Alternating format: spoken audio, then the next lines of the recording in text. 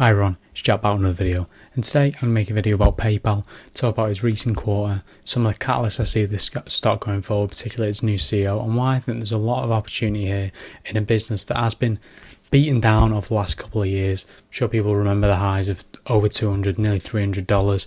Right now it's looking a lot more sorry, down 32% in the past 365 days, right near its 52-week lows, even after a positive jump on its report and broad strength in the wider market for these types of things. S&P's up 4% in the last few weeks, well off its 52-week highs of $92, pretty much been a downward spiral since mid-2021. Still a nearly $60 billion market cap company, one of the leaders in this space and trading at pretty much all-time low valuations. So it's definitely something that has piqued my interest. It's a stock that I've held once before and sold kind of as the market was crashing to try and take some earnings, and I probably did the right thing there. So now I want to reevaluate this business. First, I want to show a quick summary of the results to talk about a bit. I would categorise it as solid, not amazingly impressive by any means, but for where PayPal has been recently, these are absolutely solid results, exactly what you'd be expecting for a company at this valuation, if not underpriced versus this. So $7.4 billion in revenue for the quarter, that's 9% up on a foreign exchange neutral basis, total payment volume up $388 billion, 15% spot, 13% growth on a foreign exchange neutral basis, mainly driven by Braintree, which has caused a little bit of margin compression because Braintree is essentially the white label version of PayPal and branded checkout and Venmo. Non-GAAP operating income $1.6 billion, that's an 8% increase in non-GAAP earnings per share of $1.30, a 20% increase. Their operating margin did contract by 20 basis points, not the end of the world, but operating margin has been a major problem for PayPal in my opinion for a long time. 22.2% may sound amazing, but you think what an asset light, seemingly should be high margin business PayPal is, which is not really seeing that. And they recorded $1.1 billion of free cash flow. So they have a big negative impact from European buy now pay later loans. $5.2 billion of free cash flow on the trailing 12-month basis. It's a $58 billion company right now. That's pretty decent. You're looking at 12 times. That looks quite nice. The key metric I like to follow with PayPal, in addition to gross payment volume, but I've kind of already covered that, is transactions and account activity per account. This is really, really important. It is generally increased in a steady trend over the last several years, and even now with PayPal relatively struggling, these transactions are going up. From Q2 2022, we're averaging 48.7 per user, now up to 56.6. This is really nice. It's tended to grow in the teens.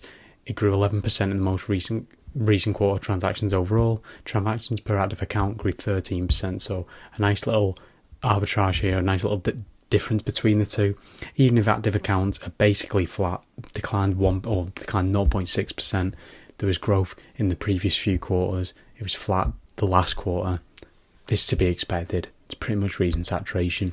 Most people you know who have heard of PayPal have a PayPal account. Anyone who needs PayPal probably does. They now have 428 million active accounts and 35 million active merchant accounts, most of these being small businesses, medium-sized businesses, and the CEO has noted specifically that they're going to be targeting these very highly in the future.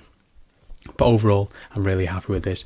If PayPal isn't able to find active account growth, what it really needs is to monetize those users better, and they're absolutely doing a very good job of that.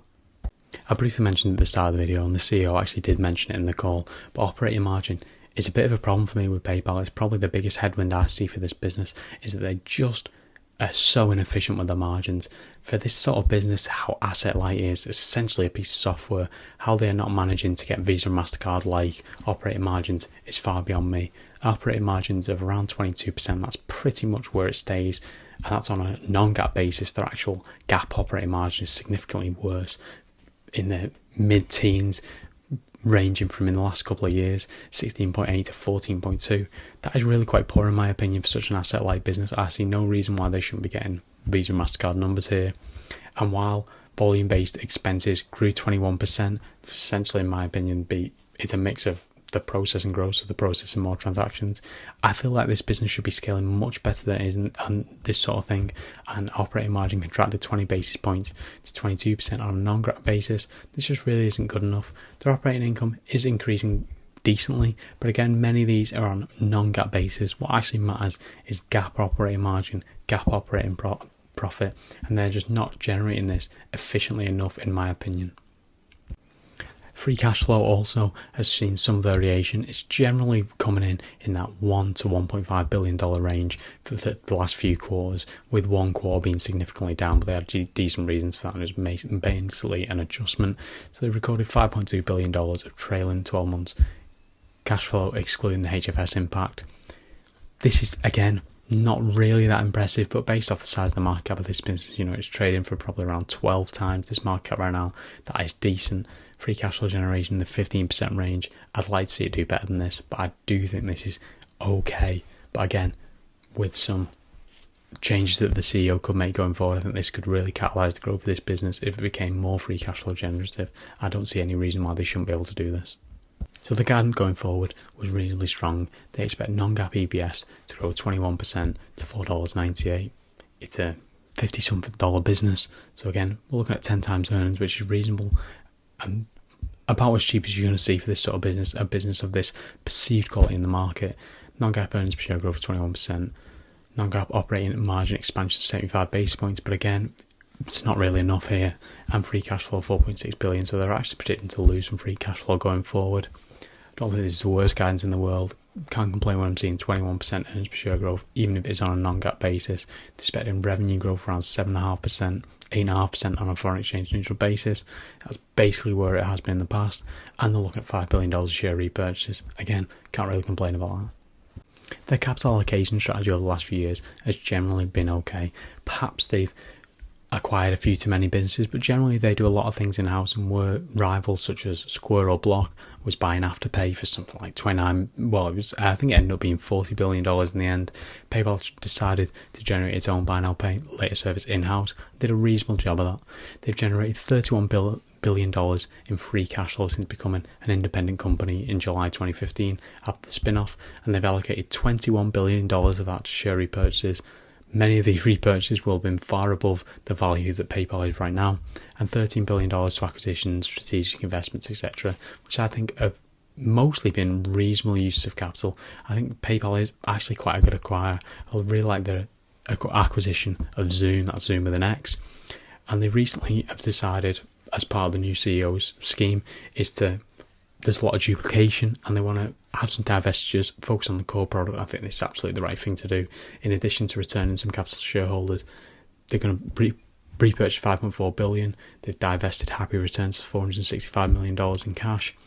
They've closed some book credit receivable sales to KKR. They've got $1.4 billion in proceeds.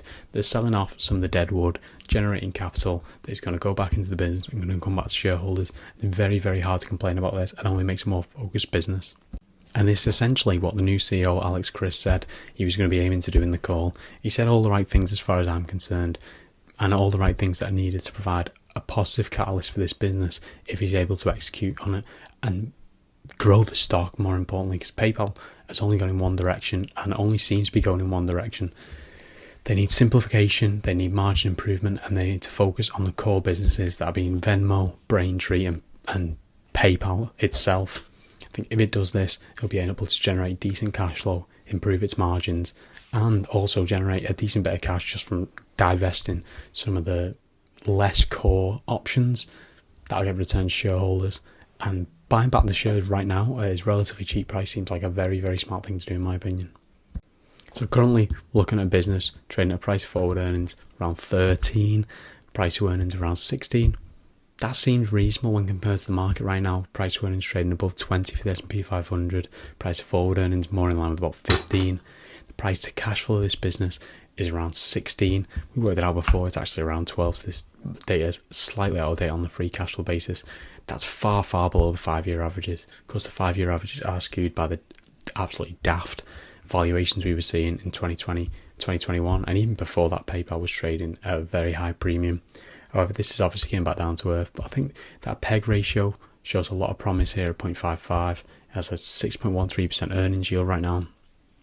I think there's a lot of reasons to get excited about this business, not particularly from what the business is doing going forward. It's not going to blow the doors off with revenue growth. I think if it got 10% a quarter for the next few quarters, I'd be very, very happy with that.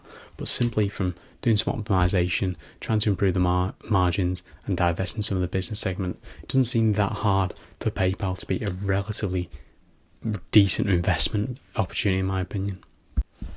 Now, one thing I haven't mentioned is competition. There is even quite a lot of competition from Adyen at the minute, but Adyen have made it clear they're going for the big ticket customers, the name brands, and PayPal, particularly as the CEO mentioned, they're looking to focus on small and medium-sized business owners. They're really focusing on trying to improve the merchant relationships, which for the most part PayPal has a very strong track record with.